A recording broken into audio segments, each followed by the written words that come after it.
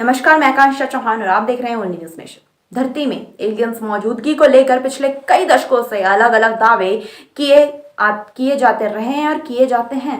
फिल्मों से बीते कुछ सालों में सोशल मीडिया का चलन काफी बढ़ने के बाद अब आम लोगों की दिलचस्पी भी अंतरिक्ष की दुनिया को समझने के लिए काफी बड़ी है। वहीं इस बीच एक बार फिर से अमेरिका और ब्रिटेन में एलियंस और यूएफओ को लेकर हुए दावे में ये कहा गया है कि मशहूर वैज्ञानिक एल्बर्ट आइंस्टीन मरे हुए एलियन को देखने के लिए अमेरिका गए थे। इस टेप में यह दावा किया गया है कि आइंस्टीन को मृत एलियंस की डेड बॉडी देखने के लिए अमेरिका ले जाया गया था।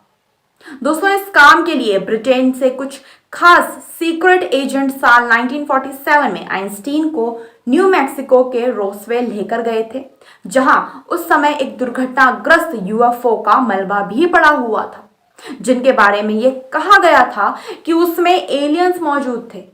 ब्रिटिश अखबार डेली स्टार के मुताबिक बात करें तो उसमें प्रकाशित एक रिपोर्ट ये कहती है कि आइंस्टीन और उनके तत्कालीन असिस्टेंट डॉक्टर शर्ली राइट को मैक्सिको की उस एक्सीडेंट साइट की जांच करने के लिए सरकारी मिशन पर भेजा गया था। दरअसल जो भी ऑडियो टेप सामने आया है उसमें शर्ली के साथ हुए इंटरव्यू की बातें रिकॉर्ड हैं।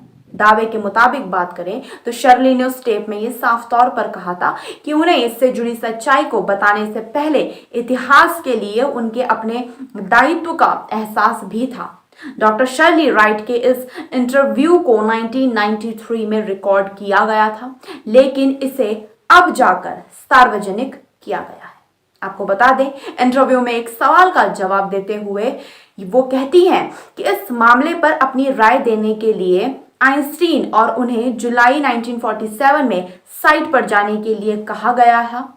साथ ही ये एक सरकारी दौरा भी था जिसे क्राइसिस कॉन्फ्रेंस नाम भी दिया गया। इसी दौरान दोस्तों कुछ सीक्रेट एजेंट भी उनके साथ गए थे।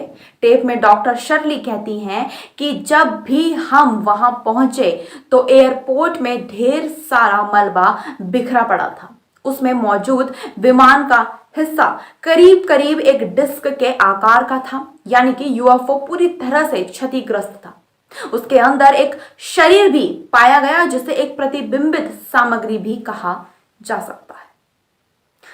दोस्तों, ऐसी ही एक और चौंकाने वाली खबर नासा से सामने आई है। नासा और साथ ही यूरोपीय अंतरिक्ष एजेंसी के बीच एक अंतरराष्ट्रीय सहयोग हबल स्पेस टेलीस्कोप ने पृथ्वी से लगभग 13 करोड़ प्रकाश वर्ष दूर एक सप्रिल आकाशगंगा का पता लगाया है। ईएसए ने कहा है कि हबल के वाइड फील्ड कैमरा 3 ने आकाशगंगा NCG 5728 को देखा है, जो काफी सुंदर और बहुत ही चमकदार है। WFC3 विजिबल और इंफ्रारेड लाइट के प्रति बहुत ही संवेदनशील भी है और इस तरह NGC 5728 के उन क्षेत्रों को खूबसूरती से उन्होंने कैप्चर किया है जो उन तरंग धैर्य पर प्रकाश उत्सर्जित करती है। हालांकि कई अन्य प्रकार के प्रकाश हैं जो कि आकाशगंगाएं जैसे NCG 5728 उत्सर्जित करती है, जिन्हें WAFC3 ने नहीं देख सका। NG 5728 भी ऊर्जावान प्रकार की आकाशगंगा है जिसे सेफर्ट आकाशगंगा के रूप में भी जाना जाता है।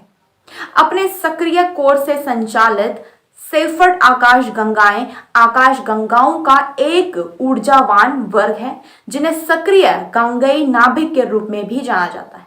दोस्तों, ये AGN अपने सेंट्रल ब्लैक होल के चारों ओर फेंकी गई गैस और धूल के कारण तेजी से चमकता है। आपको बता दें, IASA ने यह भी कहा है कि कई अलग अलग प्रकार के AGN हैं, लेकिन सेफर्ट आकाशगंगाओं को AGN के साथ अन्य आकाशगंगाओं से अलग भी किया जाता है क्योंकि आकाशगंगा खुद साफ तौर पर देखी जाती हैं। अन्य AGN जैसे कि क्वासर इतना विकिरण उत्सर्जित करते हैं कि उन्हें रखने वाली आकाशगंगा का निरीक्षण करना लगभग असंभव ही होता है। यूरोपीय अंतरिक्ष एजेंसी ने यह भी साफ तौर पर कहा है कि नई छवि में ANGC 5728 स्पष्ट रूप से यह दिखता है विजिबल और इंफ्रारेड तरंग दैर्ध्य पर यह काफी सामान्य भी दिखता है। ये जानना आकर्षक है कि आकाशगंगा का केंद्र इलेक्ट्रोमैग्नेटिक स्पेक्ट्रम के कुछ हिस्सों में बड़ी मात्रा में प्रकाश उत्सर्जित कर रहा है, जो कि WFC3 के प्रति संवेदनशील नहीं है। दोस्तों, खबर में बस इतना ही। चैनल को शेयर और सब्सक्राइब करना ना भूलें, साथ ही विचारों को जरूर साझा करें।